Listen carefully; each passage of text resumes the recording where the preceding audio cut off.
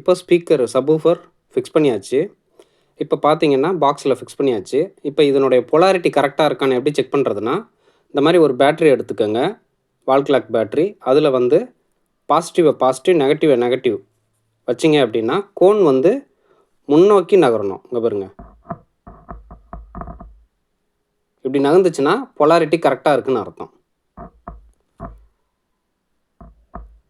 தெரியுதுங்களா? இப்படி செக் பண்ணிவிட்டு கரெக்டாக இருக்குது, அவ்வளோதான். உள்ளே போச்சு அப்படின்னா நீங்கள் வந்து ஒயரை திரும்ப மாற்றி கொடுக்கணும். கனெக்ஷனை எடுத்துகிட்டு சால்டினை எடுத்துகிட்டு திரும்ப மாற்றி கொடுக்கணும்.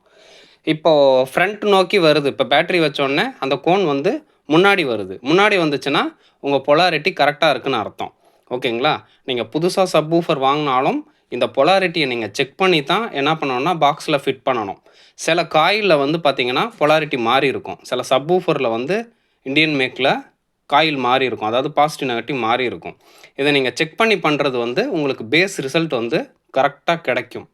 உள்நோக்கி போகிற மாதிரி நீங்கள் ஃபிக்ஸ் பண்ணிட்டீங்கன்னா உங்களுக்கு வந்து கரெக்டான பேஸ் இருக்காது.